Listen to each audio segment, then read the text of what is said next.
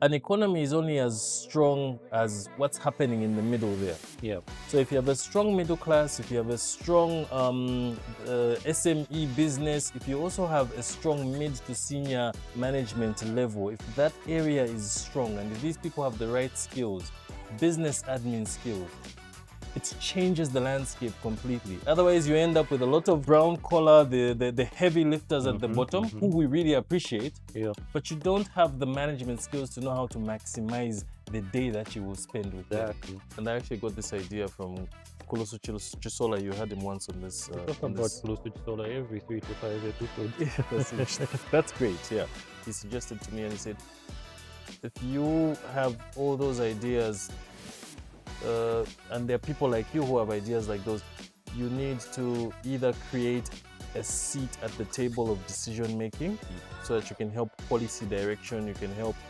change the way your world is. And if you want to make an impact in the world, you have to do it in a framed, structured manner. Otherwise, you're just a rebel gorilla who just wants to cause, But if you want to sit at the table and actually help change the situation, you do it in that structured way. What you spend your time on, if you invest your time in a skill, do something skillful that everyone else isn't doing. Do it for a few days. For 21 days, it's going to become your habit. Do it for even a year. You might be the only one who knows how to do that. Do it as a hobby. You'll be surprised one day someone is going to call you. Put it on your LinkedIn status. You become someone that's useful. That's kind of like the message that I'm really trying to push out, especially to the young graduates who are frustrated. I know it's frustrating.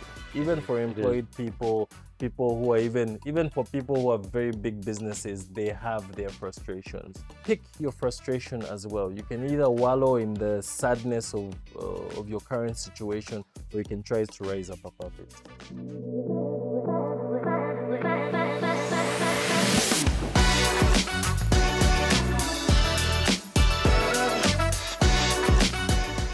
Hello, welcome to Money and People podcast, the show that connects the dots between financial success and the power of human capital. Today, we get to learn about the work of the Forestry Institute of Zambia. And to take us through this, we have their Secretary General, Kanembwa Mukoma. Kanembwa, welcome to the show. Thank you, Henry. Thank you, and hello to everyone who's watching, wherever you are. All right, thank you.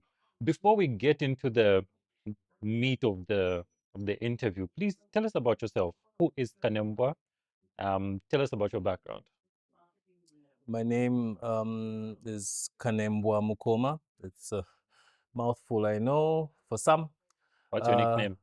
I don't know if I have one. I wouldn't like to say the one I'm aware of.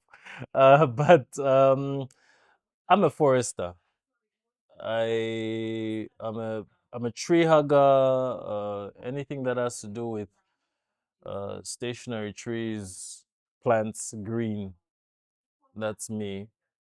I've been in this field for almost 20 years in total, and this is also looking at including the time I spent studying my bachelor in forestry.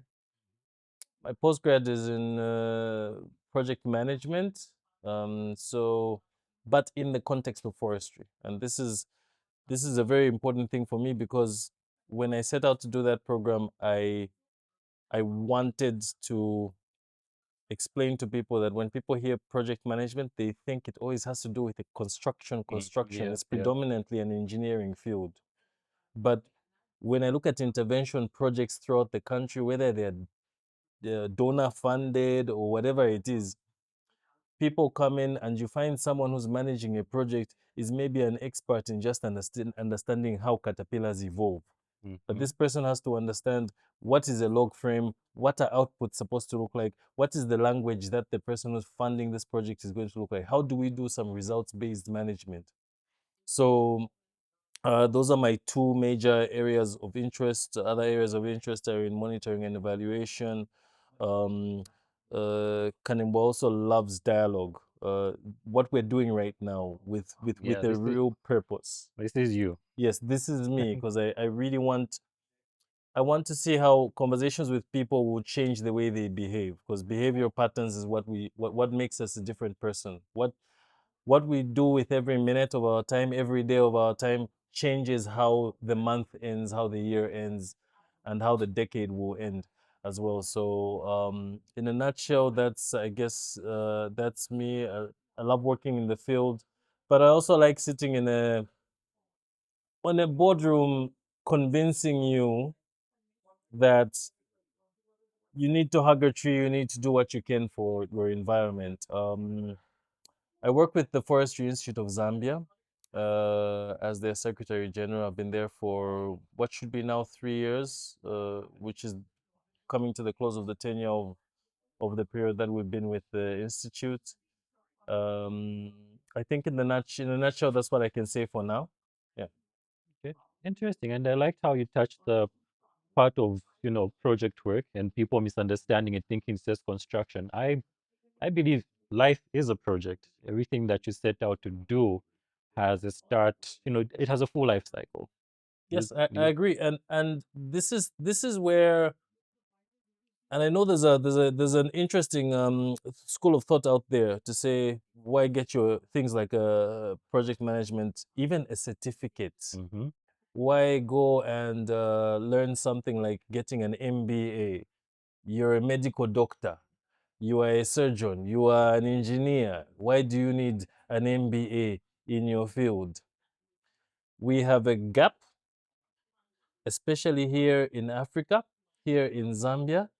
We have a gap, which is that an economy is only as strong as what's happening in the middle there. Yeah. So if you have a strong middle class, if you have a strong SME business, if you also have a strong mid to senior management level, if that area is strong and if these people have the right skills, business admin skills, if these people have the right skills in project management, if these people have the right skills in administration, just basic knowledge of administration, basic leadership skills, it changes the landscape completely. Otherwise, you end up with a lot of uh, how could I say, brown collar, the heavy lifters at the Mm-hmm. bottom, who Mm-hmm. we really appreciate, Yeah. but you don't have the management skills to know how to maximize the day that you will spend with them. Exactly. Yeah, and those are the situations where you find now in a lab, for example, everyone has a PhD, but they don't know how to plan what the month should look like.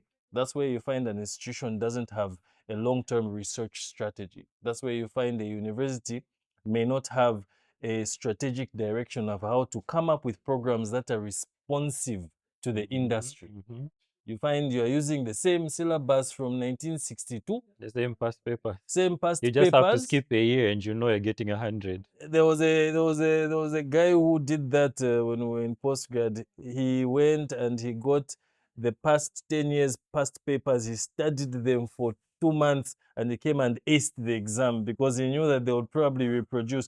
The theories are sometimes consistent. I mean, you won't change the theory of relativity Exactly. unless you're Stephen Hawking, who discovered a theory, then published it, even received awards for it, then went and revisited it and corrected himself and even received more accolades. Now that's remarkable, but that's what we say, it's an outlier example. Mm-hmm. But there are some theories, yes, that will be consistent, Yeah. but you have to do what we call adaptive management. And these are things that you will only learn either maybe from a lot of experience and exposure, but you have an opportunity which is a classroom. And these are the things that I encourage people. Go and do that MBA, go and do that master's in project management or in any administrative field. Get that extra skill. It doesn't have to be a master's. It can even be a certificate, can be even a 1 month course online. Jump into it and get that skill. You'll be surprised what it will do for your business. It Mm-hmm. will just help you understand how to do even just your home budget and probably even get you out of some personal debts that you are struggling with. So, Don't we yeah. want to get out of that? Yes. Okay. All right, great. And can you give us a brief history of the Forestry Institute, when it was established, its core mandate, and how it has evolved over the years? Thank you. Forestry Institute of Zambia had been an idea that had been developing in our minds, not just, and when I say in our minds, I'm speaking as a forester. Mm. And this is a group of the tree huggers. This is people who have studied fields in forestry, forest related fields like agroforestry, even environmental management, natural resource management, Mm. any field that has to do with an area that is dominated by some tree canopy or some natural plants that are there, and sometimes even just uh, plants that have been planted like in a plantation, like pine trees or something. Yeah.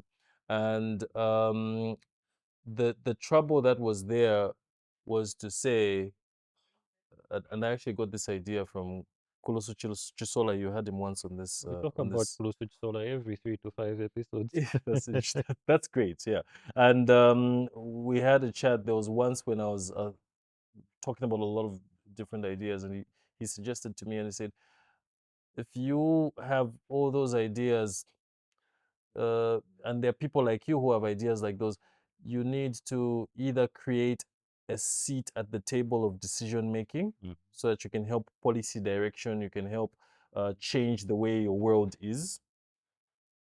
And if you want to make an impact in the world, you have to do it in a framed, structured manner. Otherwise, you're just a rebel gorilla who just Yeah. wants to cause, But if you want to sit at the table and actually help change the situation, you do it in that structured way. And so it got me searching around, and I actually discovered that in about 2018, the Forestry Institute of Zambia was set up by some very senior foresters. When I say senior, I mean in age, Mm. who had been in the business for maybe even over 30 years. And they sat at a college in the Copperbelt province, where we have our original Zambia Forestry Mm. College. And they sat together with a few other young professionals, and they said, what can we do to promote professionalism among foresters, to make the forester from Zambia equal to the forester from Japan, the forester from Australia. We have to be one community. Let's Yeah. move at the same pace. Let's be able to have our publication quality at the same standard. Let the level of attention to detail be consistent across the board. That's how the Forestry Institute of Zambia was born. We had our first executive committee in that time, and I'm now sitting in the second cycle of executive committee. And I'll be honest, if an institution can last beyond just a first executive committee, usually, in my view, it means you're doing You do, something, yeah. because the Not success easy. of a person is in his children and Mm-hmm. his Mm-hmm. children's children. So even the success of you as a leader is in your successors. Are they following through? So, in a nutshell, I described that's what Forestry Institute Zambia. That's when we were formed. Our mandate focuses solely on the forester, because the tree is not going to move. The one who's going to move the tree is the person who uses the tree. Yes.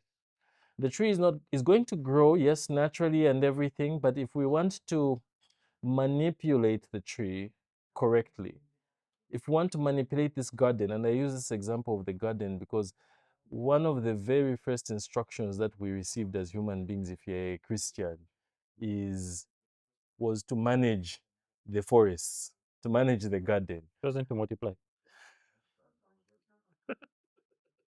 Sorry, I've been misguided. Visit Genesis. You were given different instructions. One of the instructions you were given was, this is a garden, go and give it names. Mm-hmm. Name everything that is walking, name every tree, every plant. That's what we call taxonomy, Yes. where we say this thing where we decide to call a tree Brachystegia longifolia or Jupenadia paniculata. It's an instruction that came from millennia ago. That's why you can't help but give someone a nickname, because it's in your habit to Yeah. just give something a name. So essentially, that's what our role is, to try and improve that person who was given this role to take care of this product. If we improve him, we will improve the forest. And so everything that we do, everything within our mandate revolves around that. Okay. Yeah. That's wonderful to hear, and I'm learning a bit about the Bible as well. And in terms of core functions, what would you say are your primary functions? So Going a bit deeper would be that I would put it in three Mm. major angles. To develop the forestry sector, you work on the professional himself. So this is where we look at how his capacity is being built. And if there's anyone watching from even other countries, wink, and you've never come up with this, you can try and learn from our Mm. experience. We encourage them to work on firstly the professional. This is through ensuring that whatever capacity is being built into him is good quality stuff. Yep. Because there's a lot of randomness happening out there. Yep. So you have to force your way into the rooms where someone is responsible for that university, for that college, and you have to make it clear that this is how we want the quality of this person joining our industry to be. We don't want you to graduate a forester who doesn't know how to measure the size of a tree. Mm-hmm. We don't want you to graduate a forester who can't tell the difference between one plant from another, at least even some basic taxonomy. And we don't want a forester who doesn't even understand the science of how that tree is. So that's the first thing. Within that layer, you also want to, and I might get deeper into this when you allow me later on, Mm-hmm. you want to also figure out ways of keeping that person abreast with what is happening, because the forest today is not the forest that it was 10 years ago. The second one, policy, legal reform, legislation, that's now the legal environment. We work on that as well. And then lastly, we pay attention to the actual tree as well, the primary source, because without the tree, we would have no jobs, we would have no Exactly. role to Yep. play. So we also focus on monitoring it, and we have ways that we do that. So in a nutshell, those are the three major pillars I can refer to. Okay. And in terms of developing the individual, the forester, beyond forestry, has the institute or anybody come up with, for instance, continuous development courses? What's the learning journey like post graduating and you working? So we are, and this is developing. We're likely to roll it out Yeah. over the next 1-2 months. We are developing this scheme that we are not going to train you in perpetuity in what we're calling the continuous development Yeah. programs, CDPs. We have a sort of like I wouldn't call it a curriculum because we're not necessarily a training institution, but we have a package, a monthly package where we draw our membership. You're a member, you joined. We invite you to participate on a monthly basis to understand. At least we cover about 5 or 6 different topics like taxonomy. This one is important because the names of the trees, maybe some of the audience who are foresters would know this, but the names of the trees change sometimes. Oh, okay. So like this infamous mukula tree Mm-hmm. had a name before, which changed later on into something else. So these are some scientific things that we like to keep people abreast with, and also to refresh them on taxonomy understanding. Other things that we also look at are just being able to understand how to manage an actual plantation. And this is because of the SME side of people. Mm-hmm. There are people who always approach me and say, I want to buy some pine, I want to plant some trees. Where do I start from? And these are actual foresters. Mm-hmm. So I don't take it for granted that they understand that Yep. already. A third thing, which is very exciting, which has come up over the past 10 years, is carbon trading.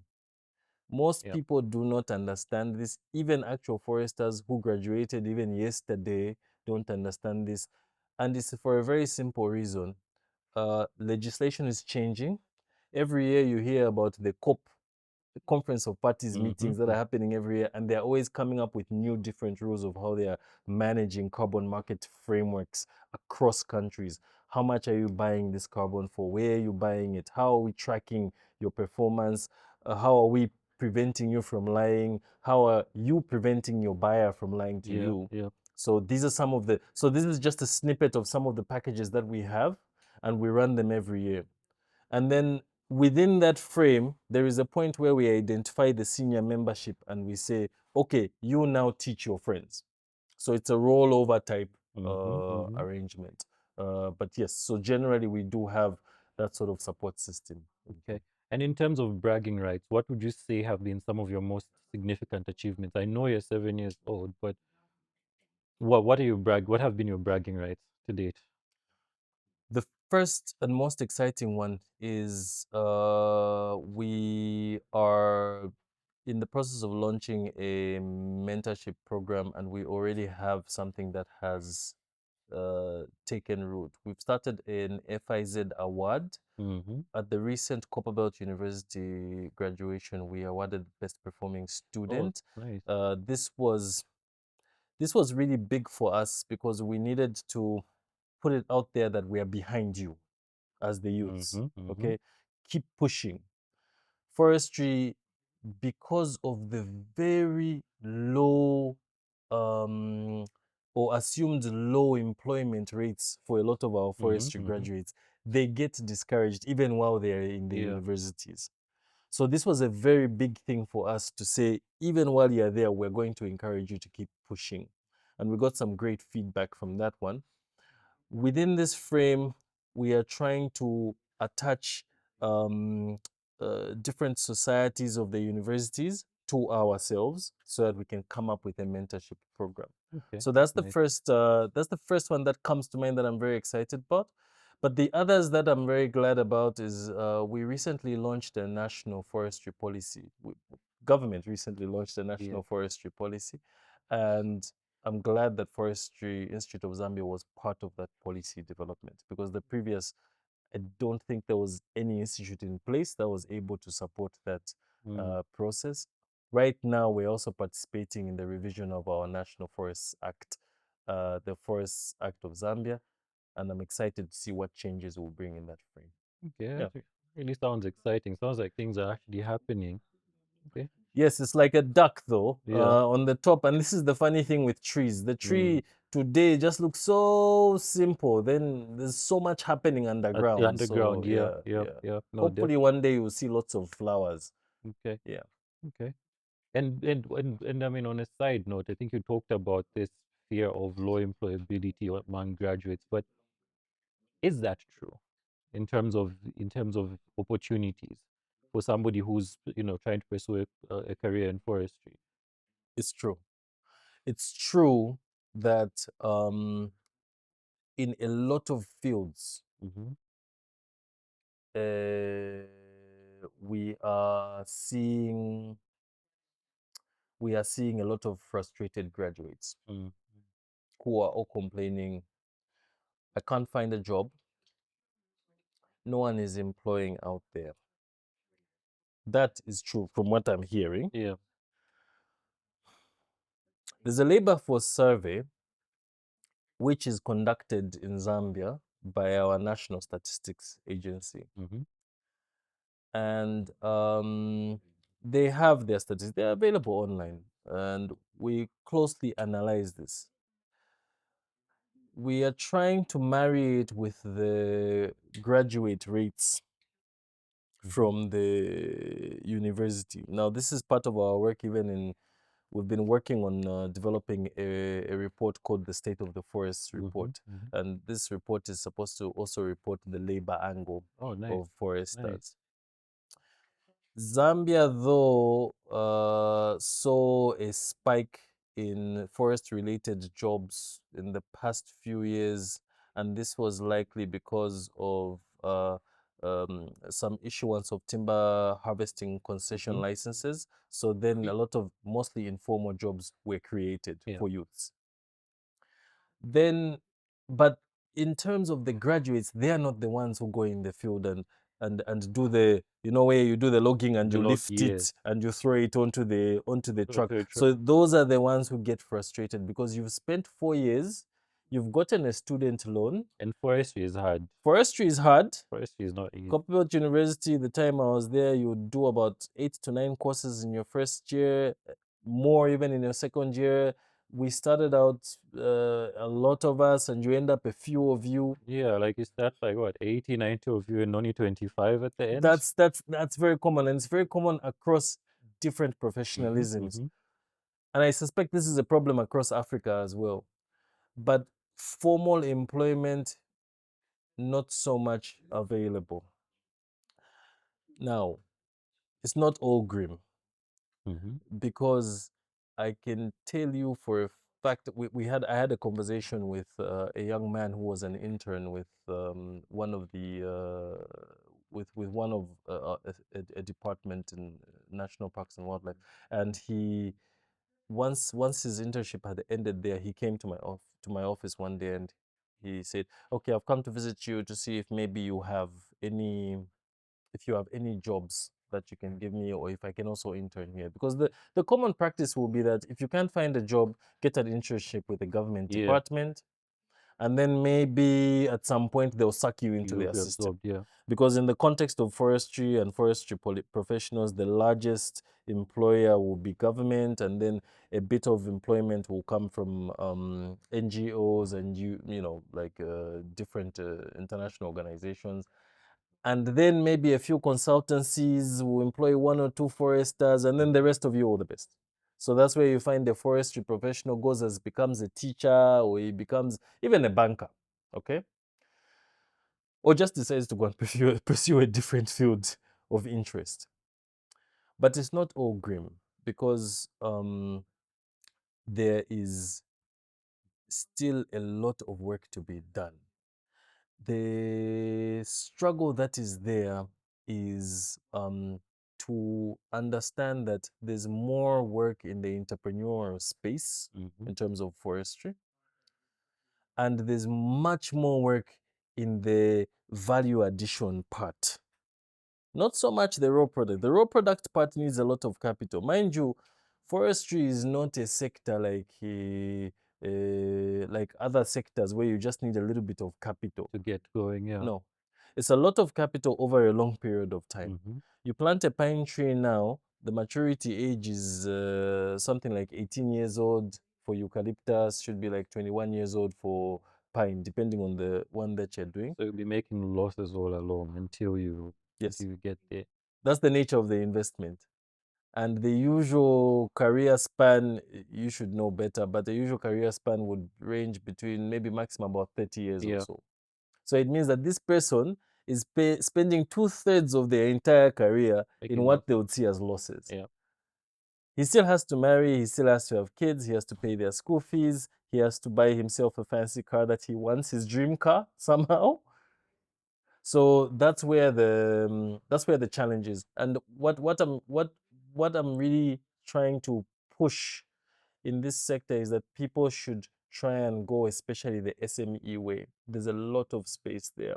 There's a lot of export space where people are demanding and saying, can we have, for example, Devil's Claw? There's a medicinal plant Mm-hmm, in mm-hmm, Western Province that is helping a lot of people with arthritis mm-hmm. and different conditions, but processing capacity is very little. Mind you, in Africa, there was a report that over, is it 60% of agricultural and even similar food produce gets damaged and doesn't reach the markets for two reasons. Yes, yeah. Sometimes there's no technological capacity, and sometimes there's no what you call it, there's no skill set to actually manage the preservation of this product, to package it and to sell it. What do you think our loss tolerance is? I had a conversation, I mean, not so related to forestry per se, but in terms of accounting. And, somebody was saying they're Asian. And one of the things they were telling me is, look, your loss tolerance in Zambia is it low or high? So what he was saying is, look, in Asia, in terms of accountability, we count we count every dollar. But here in Zambia, it seems, and you have conversations about a dollar missing. But here, the tolerance begins at around, what you were saying is it's around $100. That's when it becomes a problem. So I'm also thinking of what you're saying, where you're saying, just handling a process. You find in the more developed areas, they want 100% delivery of the product from raw to processing to finishing, minimal losses. Whereas for us, it seems as though we're happy to tolerate a huge proportion of that going to waste. So could it also be an attitude issue? Definitely. I had a chat with Isaac Banda. He works with our Zambia National Community-Based Natural Resources Association. So this is basically an association that's an umbrella body for all our community-based organizations where communities come together and they help manage the forests, the Mm-hmm. wildlife, and things like those. And he works with their secretariat. Very, very nice man. And I was searching for a success story because a lot of Zambian stories may just sound grim. So I was asking him, what are there any success stories? And he explained to me about a community that has a game ranch. They have built a lodge with 50 rooms, and they also have hunting licenses that they issue to people. And they also manage a community forest where they conduct honey production. This is a community. And I'm talking not a community like in our suburbs. This is in a rural area. And I asked him, how long did that take? And he gave something like, oh yeah, it took a bit of time, few years, 5, 10 years. But I said, why is that the success story? How come I'm not hearing that story everywhere? And he told me it was a governance issue. He Mm-hmm. said, we had interventions that focused on building people's capacity to have this attitude change, paradigm Mm-hmm. change, Mm-hmm. explaining to them that this is not something that is impossible. Picking one problem, fixing the one problem, focusing all your energy on it, and then moving to the next one, Yeah. and then the next one, and trying to make it sustainable. And he said also helping them understand that they can finance this themselves somehow, and it eventually worked out. So you are right. It is an attitude. It is an attitude issue, and it's an attitude issue even for our graduates because we need to encourage them to say that try and think more entrepreneurial. Which takes me back to the MBA, takes me back to the masters in project Yep. management.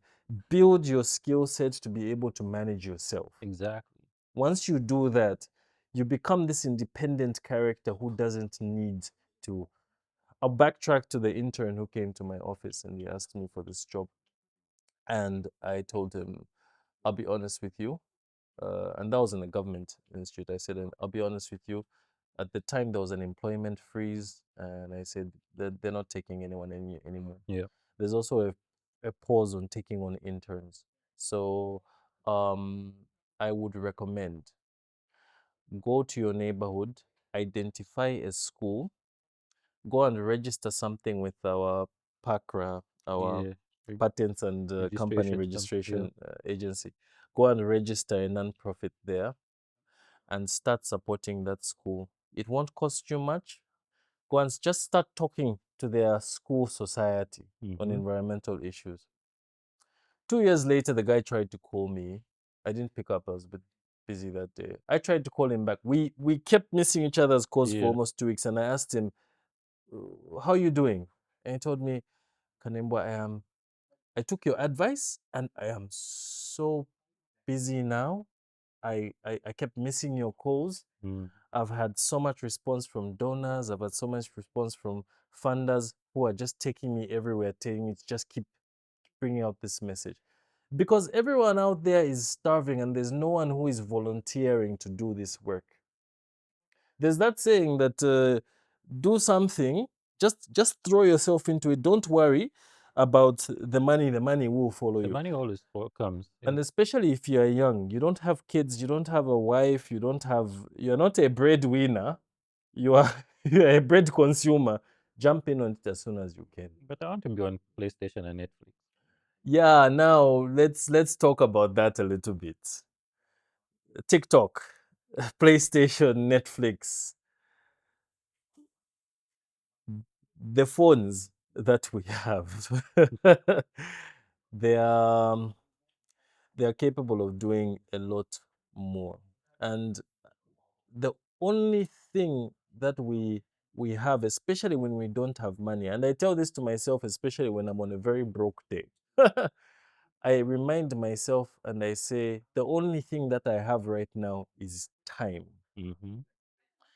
And if you, what do they say? If you do something for 21 days, it becomes a habit. If Becomes you a do habit, yeah. something for 4 years, you become a professional at it. Let me ask a question. You get to work at 7 or 8:30. The first thing you do is you go and you make yourself a cup of tea. You eat your breakfast or whatever it is that you do. If you work in the CBD, you put your jacket on the chair and you go into town and you start looking at different stores like Pep or what to check on what you had put on Yeah, lay-by. yeah. You come back to the office, you look at the office a little bit from 11 to 12, then you say, everyone has to respect the body. You go and eat your lunch. You come back at 14, you touch one or two pieces of work and you leave at 17 at the dot as if there are bees in your office that will sting you. You rush home. You are rushing home and you open your phone, and the first thing that you do, you spend an hour looking at TikTok videos. You're upset that there's load shedding because your phone is dead now and you can't use it for those same things that you're doing. Then you even out of habit watch a movie, you go to sleep and you wake up and you repeat. You do this for 4 years and you wake up and you ask, why am I not getting promoted at work? Why is my business not succeeding? How come I'm not tapping into a new job? Maybe let me go to a prophet who will help me to succeed in this field. And I'm very passionate about this. Mm-hmm.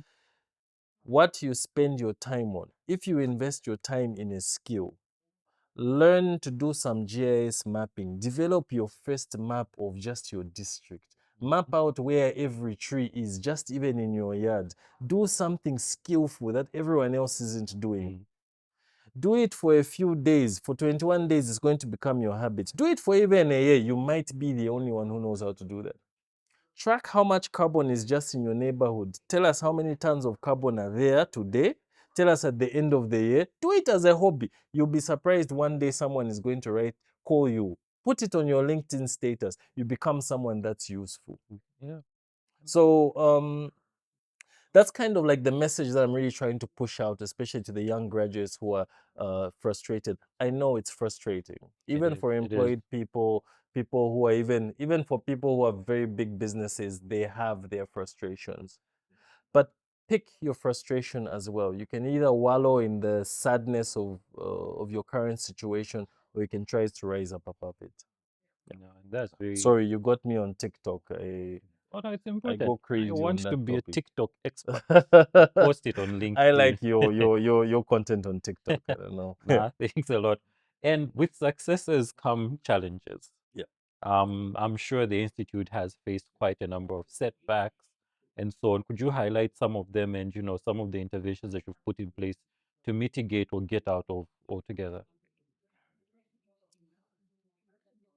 As an institute, one of the first challenges that we had um, was, and this may be a lesson also to anyone else who wants to start up something like this in your space. If you're starting, maybe you have what can I pick? Maybe you specialize in making swimming pools and you just want to come up with an institute of swimming teachers, something like Mm-hmm. that. Okay. Your membership is is your prime your prime source of pride, because wherever you go, and I get this sometimes, wherever you go, you're going to be asked, do you even have any members? What's what what is this? Excuse me. Now we are fortunate in our frame in forestry that we do not have many other institutions that you can point at that are similar to us or like our competitors, like the way trade unions are. Mm-hmm. Mm-hmm. The trade union space, I wouldn't say it's flooded, but there are options. If you're employed, you can actually say, okay, which which which trade union will I choose? You even choose based on what the benefits are there. Yeah. So the membership, yes, maybe was the first challenge that I saw, because when I came on board, it had been maybe after 3 years, and there weren't many people who had seen benefits of being members. But I came with a different message, which was everyone would ask me a question when it comes to, and I go to a forest, I say, be a member of the Forestry Institute of Zambia. They would ask me, but what is the benefit of being a member of the Forestry Institute of Zambia? What do I derive from being a member of Forestry Institute of Zambia? And I had to be a bit brutal, and I would say, um, I will be honest. Right now, because we slowed down in our movement, I'm not looking for members who want to come and get a benefit. I'm looking for members who want to come and contribute. Contribute, yes. What do you bring? It's not just what am I going to find, but Exactly. what am I taking? Exactly. If you want to be a member of this institute, is meant to contribute to the sector. Yep. And if you're going to be a member of this institute, you need to be someone who is actively, because for me, at the end of this year, if I do well, I'll actually ask you to say, I want to come back and give the things that we've done. Exactly. If we successfully do things like the continuous development program I was talking about, the policy. the ones who are conducting the training are the members. If we're going to do something like going all out and helping redesign the Zambia forestry policy and legal frameworks, the ones who make the submissions are the members. So the people who I need to be behind this are not people who are here to take, but people who are here to give. And that's in my how it should be. experience, yes, and in my experience, the more you have to give, the more that you get given. Because somehow people will just start noticing that, he trained people on remote sensing for 3 hours. He actually unpacked it. Can we invite him? Even when you're applying for your scholarship, do you know that they actually ask sometimes, are you part of any institute? Once we give you this scholarship and you get trained, how are you going to give back to the community? And I've had people actually win scholarships because they wrote in there to say, I'm a member of this institute and I've been contributing in these and these ways. And when I come back as a result of you sponsoring me, I'm going to be able to come and contribute this.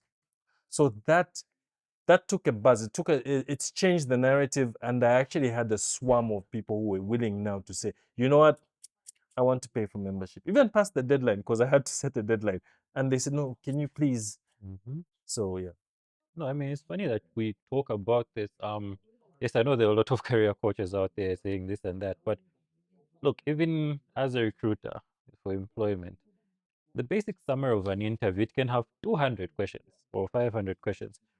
But the basic question that an interview is asking is, how have you contributed to the work or the skills gap that we're looking for, Yes. such that you deserve this role? Yes. So even in an interview, you're then giving practical answers of what you have done in terms of problem solving, teamwork, and whatever else.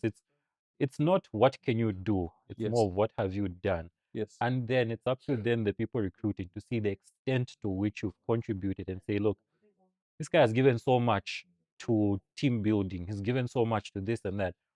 If we get him on, he might be able to give us some. So it's not about them paying you a salary, but it's them drawing the value from you. I think it's similar to what you're saying towards membership, but you have to give for you to receive eventually. And in giving, and at the time of receiving comes, it's actually, even in interviews, the successful candidates are the ones who are telling a story. You can actually feel the conversation. Yes. And not I would do, I would do. No one really cares about I would do. It's I have done. And you're likelier to be successful that way. Yes. The thing that happens as a result of having that level of what do I benefit, and why I see it sometimes as I wouldn't say a red flag, because it can be changed. I'll call it a yellow flag. Okay. The reason why I see it as a yellow flag is because when you come and you're willing to give it's a milestone of your professional maturity. Exactly. Even with children, a child who does not want to share, it's very common for toddlers. But at some point, we start teaching them, learn to share. Share. Share with others, play with others. Once the child graduates into that, then they understand the concept of forfeiting for the greater good. Because if the Zambian brand of a forester becomes good quality, I can only do so much as one person. I only have 24 hours in a day. There are only so many pieces of work that I can do.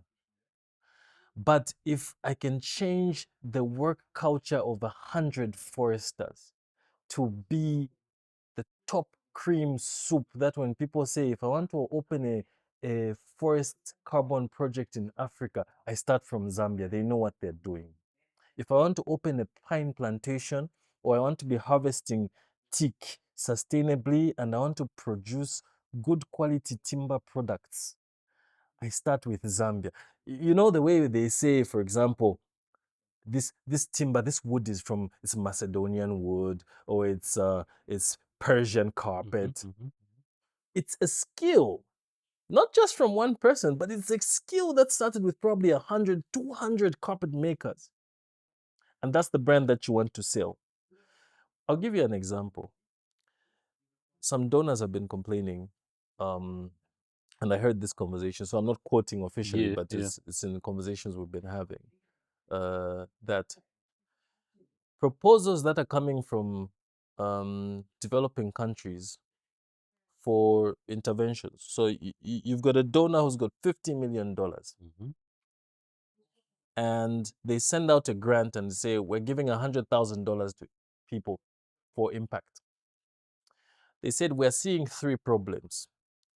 The first problem is that the proposals are not ambitious enough. The second problem is that the proposal is not clear. It's not clearly written. And I'm going to talk about AI a little bit on this one. And then the third problem is that the interventions, and this is in the forestry space, the interventions are not having an impact. So this means that we get, even if your proposal was not at good scale, because usually if someone gives you $100,000, they want to see some scale. But you brought a proposal and you said, no, I'll just help 10 households. 10 households with $100,000? Okay, you know what? Take it. Your proposal is not clear. All right, take it, take it. So you do the project and we can't report impact. You don't have audit queries. We're not saying that you've stolen money. We are just saying that we are not seeing the impact. We're not seeing it. And behind this challenge sometimes is because of some other problems, like maybe the person who was writing that proposal didn't throw themselves in completely. It comes from those same habits. What sort of quality of proposal do you expect to write if you're like that routine I explained? You are getting to work. The first thing you do is you make your cup of tea. You go and check on your lay-by at PEP. You go, you have lunch. What quality proposal do you think you're going to produce? You haven't thrown in the time. You haven't thrown in the effort. Also, you've decided to go in with it. What can I take from this? So you've decided to prioritize. You've decided to prioritize your personal allowances, but you can only make so many allowances within $100,000 unless you are stealing. And then also you've decided to overuse AI. And I'm going to, I don't know, this phenomenon of AI. I was telling someone just before we had this, I was saying that AI is like, when you've ever heard of those musicians who said, oh, I took a certain drug and it made me perform better. Or drug or plant? yes, drug, plant, all sorts of things. It made me perform better. Bill Gates was quoted also as saying that to the late Steve Jobs, where he told him that he was reporting that Steve Jobs had told him that, oh, you should have taken something to make you, perform better as a programmer, or, more creative. I have a theory that AI is very similar to that. I think it just, what is the term? Accentuates, or it amplifies your personality. Yeah. Computers are computers. I was told I can look at the camera there. I thought, if you're going to take anything from this conversation, computers are computers. Garbage in, garbage out. Whether it's AI, whether it's not AI, it's not going to think for you. You can ask AI, write a proposal for me for $100,000 forestry project. Unless you throw in more information, it will just uh, give out what you've given it. That's really what it does. It just gives you a few more pages. To be honest, my theory on AI is it's good. Look, that's my view. We had three classes of people, so to say. You had the very gifted, very sharp, smart, Hawkins, or Steve Jobs, whoever, class of their own. You had the middle guys as well, average intelligence, average to above intelligence, and so on. But you also had a certain group of people who were then struggling. What I've seen AI do is bring everyone, it's sort of trying to eliminate that third group. So you can't, there's no person right now in the advent of AI who can then go and say, I don't know. Like, can't you just go on AI and type something? Yes. So that brings everyone to a level of average. But what then pushes you as an average person to that higher level group is the amount of effort that you put in. Yes. But if you move with the attitude of AI, type my CV, And you and you end walk on, there. that's what everyone who's average, because remember that class of below Yes. is gone now. Yes. You're all at average. So what are you going to do to get to this next place? It's the amount of effort that you put in. So you are going to prepare your CV end to end. Then put it, ask AI to say, okay, this is my CV. How can I make it better? But the effort still has to come from you, and that's how you're going to jump in. But if you move with AI, type this for me, that pool of average is going to grow. So it's good for society as a whole in the sense that there's no one who's below a certain threshold, but everyone's average. So now it's up to you to now say, how am I going to differentiate myself from this pool of everyone who's average? And I think that's probably the effort. In the context of forestry, I am, and this is speaking from the institute's perspective, I am yet to understand how AI, how effective that what you've just described is, because what you've just described, if you remember your statistics, uh, is in statistics you have the bell curve. Yes. You have that center line in the middle called the mu. Mm-hmm. All right, and that's sort of like your average. You've got major, what do they call them? Major quadrants, like where most of the people are found. Okay, central tendency. This Yep. is where the biggest population is, on the right Mm-hmm. or the left. Mm-hmm. Mm-hmm. Usually, it's double-sided. What you're basically saying is that that average and that central group used to be a bit not good, not much, not much. Not much, not What much. AI came is that it came and migrated that entire average and just made it better. Yeah. But it means that the competition has still moved with them. So it means that if you were competing with your friend who, when they write a CV or they write a forestry proposal for the $100,000, that person who wasn't using AI and you weren't using AI, you were at par. You were Yeah. maybe writing a 20% quality. Mm-hmm. Mm-hmm. Tomorrow now, when you both use AI, you've both moved to 50%. You're still competing. Yes. You Yeah. see what I Yeah. mean? Yeah. So it doesn't mean that you have become better than your friend, because your friend is also still using. And every time I have a complicated assignment and I ask a friend, what do you think I do? They just use AI. And I say, no, everyone's doing that. Mm-hmm. I'm going to use it. Don't worry. I'll definitely use it. So how? AI is great for mapping, by the way. When you want to do, there's something we call coding for Google Earth Engine. It's great to generate a code. You can actually tell it what to do, it will help you generate, but you have to understand it and you have to be able to do what you want to do. So the challenge there now is going that extra mile.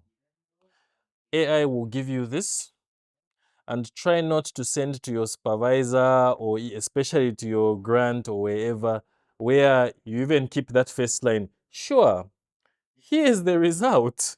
And it even gives you the three options, and you send that. It even has That's the to my stars. it even has the The stars, it even stars. has everything, even in Like, bold. like you say,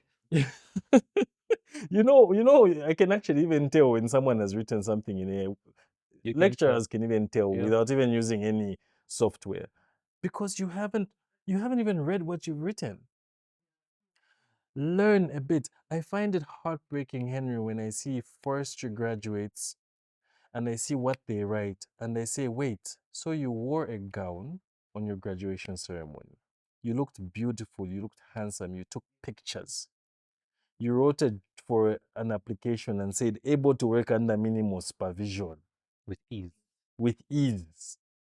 And then and then you bring me this quality of a document. That's the agenda we're trying to change these days. And that's the agenda I'm challenging everyone to change. Take time to spend time on YouTube trying to learn a new skill. Watch a few TED Talks. Watch a few of these conversations. See what other people are doing. When you have a task, don't rush and ask AI. Also, go on YouTube, go on TikTok even, and say, how do people do this or do that? If there's an agroecology project you want to do somewhere, go online and say, how have people done this? Yeah. Then go to AI. You'll be surprised. You'll be able to tell AI to say, I've even told AI before, AI, you've made a mistake on this one. And it apologizes. It's very polite. Yes. Oh no, sorry. You see, Yes. I was hungry. Yes. Okay, to never say I was hungry, but No. yes, it does apologize Yeah. quite a lot and then refines it. But the problem which we have is you then have that graduate with a gown and they'll take the first answer and run along with it Yes. and say, yeah, no, AI can't lie. Like, no, it only knows what it's learned so far. There is an angle that I'm also seeing through our institute in the forestry professionals, which is that forestry is a very technical field, Hmm. and I don't know if you remember this from your high school days, but sometimes you would find a situation where someone performs very well in mathematics, in the sciences, technical science, very good additional math. Then in English, he hasn't performed We so had well. that guy in high school. Oh, by the way, we were together in high school. There was Yeah. that guy who was our senior who had ones in everything. Yes. And that Distinctions in everything. and had a grade in And then you get a English. credit in English. No, he didn't get a credit in English. He had a grade in Okay. English. But let's not go let's not there. let's not let's not dwell on He was that. a good guy. This is a hypothetical example. And the point being that I have seen that it's a confidence issue sometimes. And people, I have seen proposals and reports that people have written. They know what to do. Hmm. They know the numbers, they know the science, they know the scientific names of this tree. But the quality of the report is low, and they turn to AI as a cover for their inadequacy. They treat it like it's a physical disability, Mm-hmm. and they want to hide it in AI. Again, don't do that. There's no reason to um to cover up on something that you can actually improve. Go on YouTube, do a 6 video training on how to write better English. There's no harm with that. I'm constantly learning new languages. Now I'm learning Chinese. Hmm. Over the past few years, I think I've learned a bit of Lunda. I'm trying to learn a bit of Tonga. Hmm. I've actively taught myself how to speak my father's language, which is Namwanga. Um, I taught myself how to speak a bit of Lozi. People laugh at me when I speak these different languages. I don't care because I'm getting better. And that's what's important. Continuous improvement. Yes. And I'm not going to run to AI to cover up my inability. I will use AI, and I will still take time to read, look at some YouTube videos, see examples of people who have done it correctly, and try and improve it. Because we weren't born walking, but somehow we learned how to walk. I think we can learn anything else. I think I agree. Yeah. And in terms of using technology, AI, and so on, um, Have you guys incorporated most of these things into remote sensing, improvement of monitoring and management, and have you seen any impact for the people using it, right? Of course. Yes. For those who have been brave enough, we see um, we're seeing a move that's Mhm, going to accommodate them. mhm, And I know there are those people who say, and I've heard this with people who say, ah, we can't. I was about to switch into vernacular. We can't learn this new skill. Yeah, these computers, they came late for us. We can't. I'm sorry, as long as you can use Airtel money without instructions, I'm can go on pretty TikTok. sure you can learn how to click on a mouse. I'm pretty sure you can learn how to color a province on a mouse yellow and color that other area this. So we're having a wave.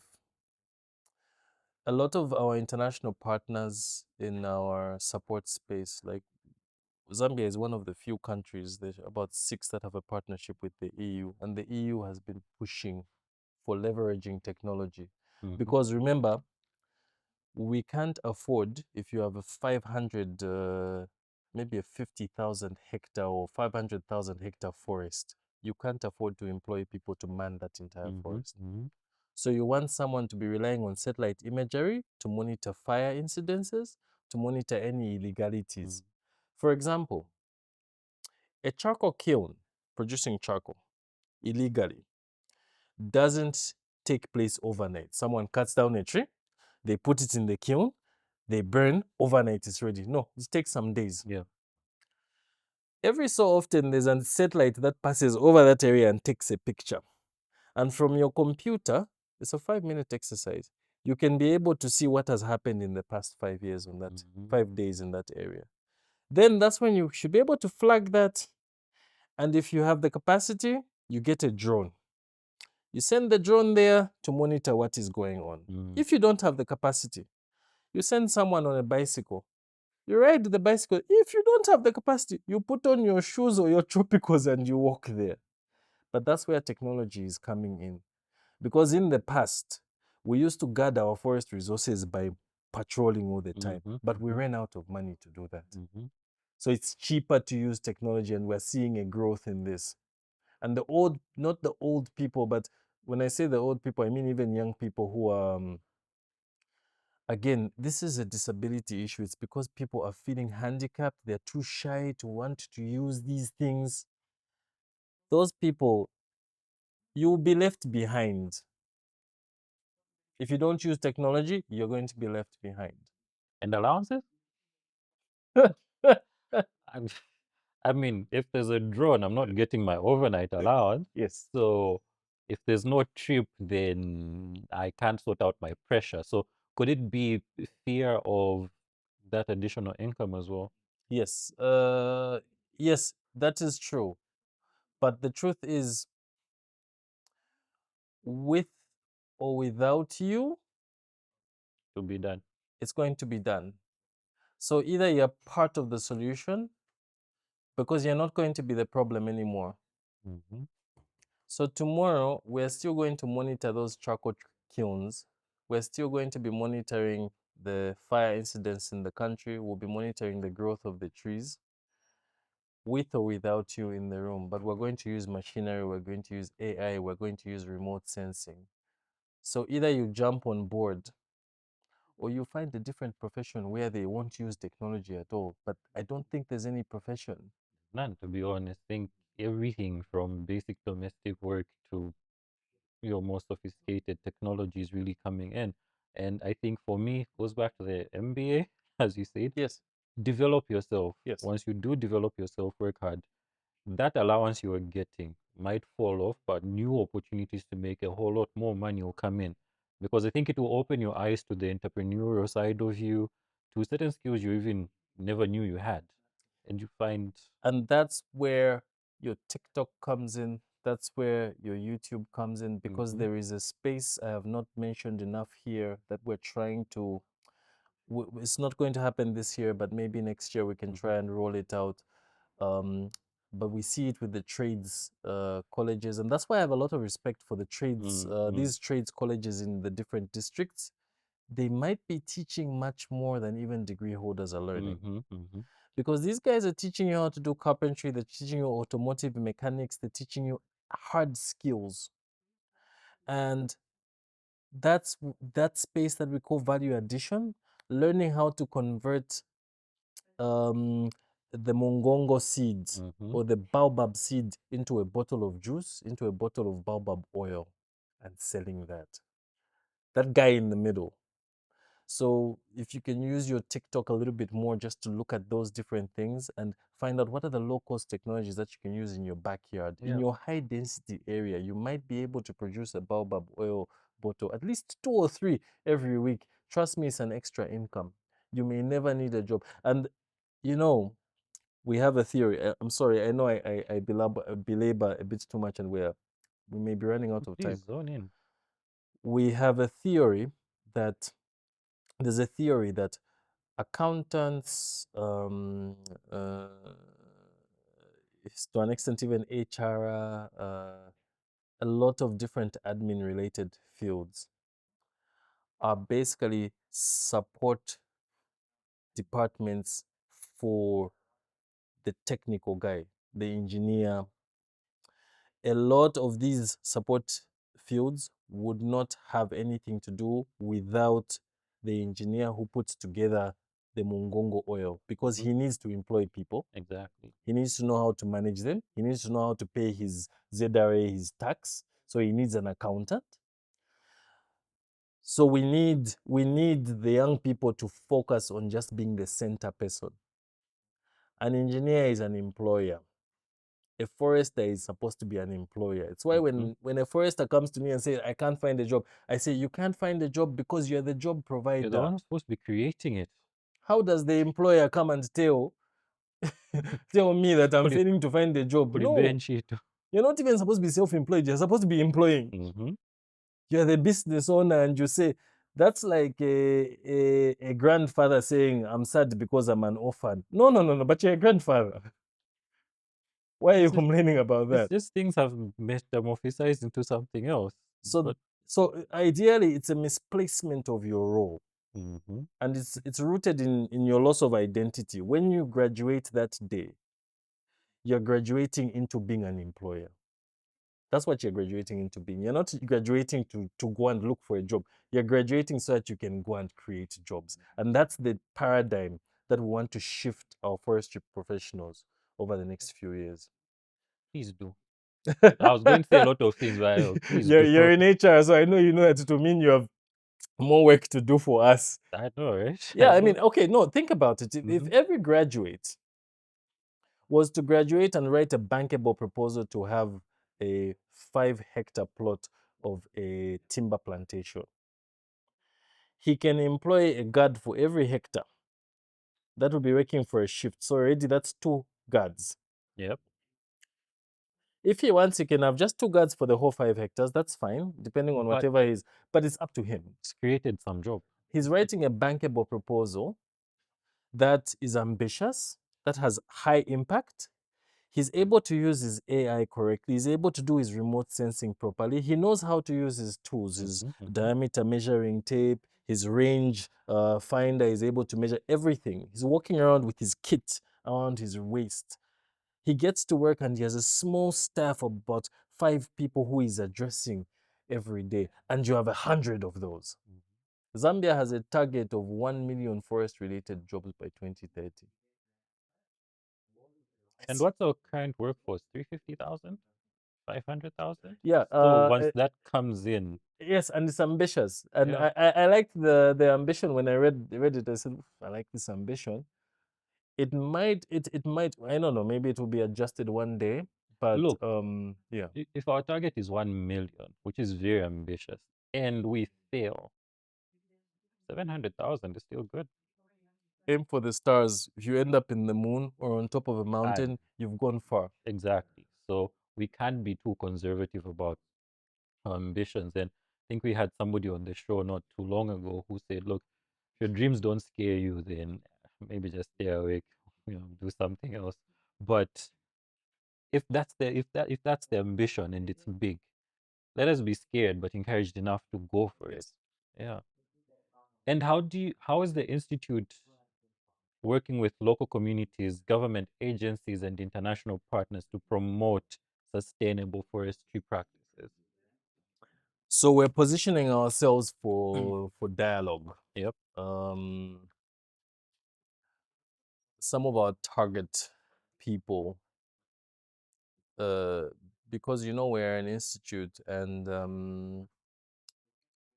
uh, I, some people worry that when they give out information, they are giving it to competitors. But I give this so that if there are other players in the space, they take up some of these ideas. Most of the the partners from international organizations and governments are interesting stakeholders. Governments usually do not have the budget to support dialogue, or because they're constrained. We have a lot of challenges. Yeah. Zambia just came from a drought. We're trying to hit targets that are also quite ambitious and in that space. But you have some key players in that space who would love to play a role and get their voices heard. So you want to ride on them, because that's the angle where Forestry Institute of Zambia is is meant to draw the partners together, whether it's academic institutions who usually also don't have money, research institutions who usually also don't have money, government institutions as well. Then there's the international organizations, UN-based organizations, and what you may want to sit down and chat with them, but they may also not have the funding for that sort of dialogue. Or they may be cautious and say, okay, we're not very confident that we know you, and ride on the profit makers. So this is where we have we have drivers of deforestation in Zambia. These are mining, settlement expansion, agricultural expansion, and unsustainable timber production. So you want to ride on the ones who are funding these drivers. I'm a strong believer, and this is a very controversial view of mine. I'm a strong believer that we can find middle ground with agriculture, which is a huge problem for some forests, because people are clearing forests so that they can plant on that virgin land. I'm a strong believer that you can find some middle ground with them somehow. I'm a strong believer that even where there are mines, you can find some middle ground. We have a lot of good technology these days. Let's get on the table and let's brainstorm. Do we need to do underground mines so that we avoid cutting down the trees on the top? Is there a way that we can maximize your efficiency?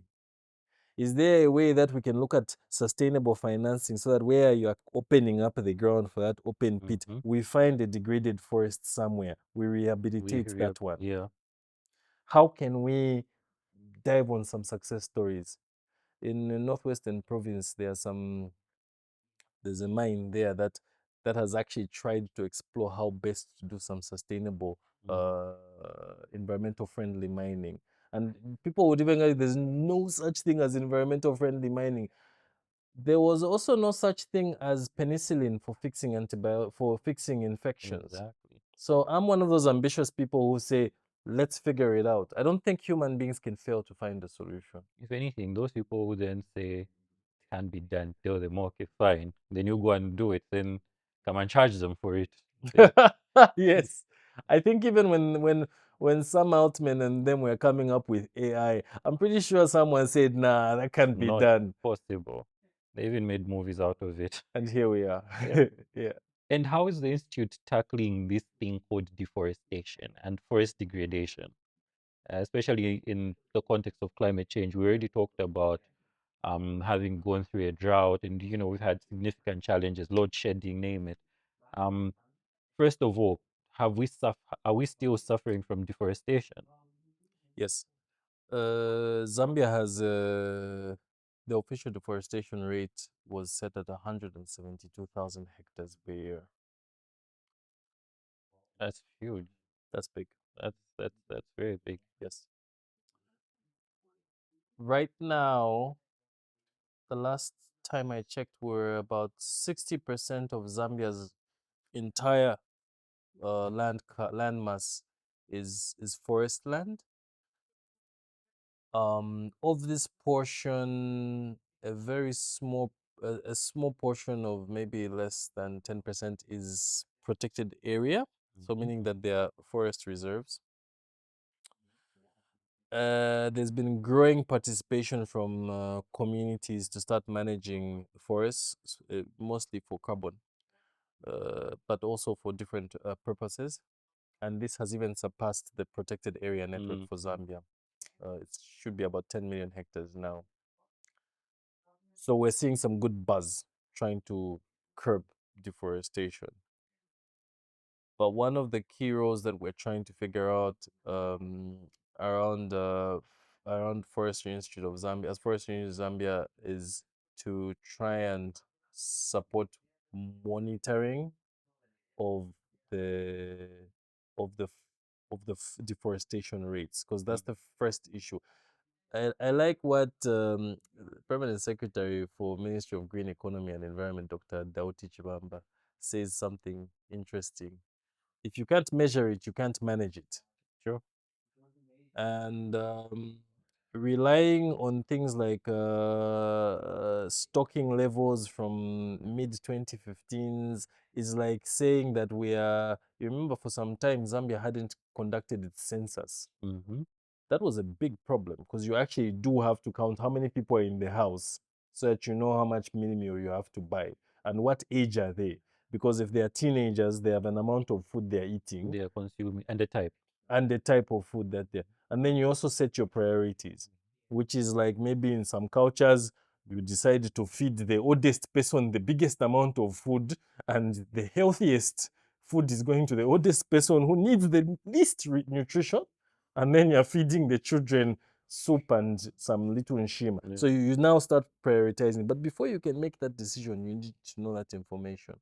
So we've been trying to work towards securing support to try and help the key stakeholders to be able to manage this. Those are our immediate priorities. Once we can be able to know what those figures look like, then we're able to know where to nip it in the bud, where to treat. And so we're more in the diagnosis part. Okay. As it is. All right, great. Yeah. And the institute, you talked about policies. How has your role been? I know you've been helping draft you've been helping draft the Yeah. forestry policy, but Yeah. how is that going? And are there any other policies that you have been involved in as well? Processes as well, Our biggest ambition now is we want to permanently institutionalize ourselves in the Zambian legal framework. So even if we're registered with the Registrar of Societies, which takes us as a proper legal body, we are envious of Law Association of Zambia. We're envious of Engineering Association of Zambia, Engineering Institute of Zambia, and all these others. These have an act. So that's our immediate prime goal. That within the next 1 year, if we can have Parliament sit down and enact us as an actual body, we then should be able to strongly influence the narrative of things. The next phase, but also another immediate goal, is to see how best we can contribute to the ongoing legal reforms. There are a lot of reforms happening, especially around forestry. So we're hoping we can also be key players in there. There, it's also a dialogue issue. It's our presence in the room. Again, this is where you see when you're pushing towards things like legal for reform and legislative changes, the last thing I want to hear is a member who comes and says, "But what do I benefit?" Because I want you to come and give me some of those choice, brilliant ideas exactly. that AI may have given you, but you've cleaned up, that we can take to enhance Zambia's legal framework. This is not an unknown fact that there's been a lot of buzz about lacunas in different parts of the legal framework. The buzzword. there's a lacuna here, there's a lacuna there, but we usually think of it in terms of elections and all sorts of things like those. But pay attention also to, in our frame of management of these natural resources. So let's try and figure out, you know, what breaks my heart is when someone comes from another country and they look at our legal framework and say, yeah, but in America, they don't do this. Why can't we be like that other country where I come? And you even change your accent, so that you will convince us that you actually went there. Yeah, when I was in Britain, You spent 3 days in Britain. when I was in Britain, when the traffic lights stop, then no, I mean, this is your chance to bring that conversation to the table and change the narrative. Exactly. Yeah. Okay. And what's the long-term vision? I know we've Growth. talked about 1 to 2 years, but Yeah. 5 to 10 years. Yeah, I like that question because forests are long-term investments. So we can't be thinking, you know, it is the agricultural sector. You guys, your longest crop is 2-3 years. Forestry, our shortest crop is 18 years old. Our long-term vision is, number one, we need to increase our presence throughout the country. Currently, we have presence, headquarters is in the Copper Belt. We have a satellite office here in Lusaka. But we need to create chapters throughout the country. Yep. Provincial chapters where we can have a strong membership, especially down to district level, because we really want to influence these trade colleges, the curricula that they are providing. We want to be able to build that capacity and also be a support for the different professionals in different districts. The other long-term vision is also to see if we can start influencing on beyond the scope of Zambia, because we want to in our mission statement we talk about being a flagship. A flag is nothing if people can't see it. Exactly. We are just coming from national mourning, and you know that even at half mast you are able to see the flag. So that's the idea there, that we should be able to wave something for even other countries to emulate. Okay. Yeah. No, that sounds very ambitious, and wishing you all the best in that endeavor. Do you have any final words for our audience, especially including the youth who want to pursue a career in forestry, but to anyone who want to share your words with? Yes. My key message, I'll repeat. When you graduate, when you join the forestry sector, don't think of yourself as an employee. Think of yourself as a job creator. Think of yourself as a business owner. Have ambitious targets that you want to manage 100,000 hectares of a forest, that you want a plantation that is at scale. Then come, talk to us. We'll support you to do that. So that even if you failed, you will fail, but you'll be that successful person. Exactly, you know? and that's the goal. Yes. Yeah. So I think that's it from me. Okay. Yeah. Mr. Mukoma, it's been a pleasure having you on our show. Thank you. And special thanks to Mikango Gofiu for hosting us today. Wonderful place. And I hope you enjoyed your coffee. What was it I called? did. Espresso? I don't even know. It was an Americano. Oh, great. Black, no sugar. And yeah, No AI. so please, no AI. For no AI Americano, please come to Mikango Gofiu. So from all of us at Money and People Podcast, we thank you. Remember to like, comment, and share. And from us to you, it's bye.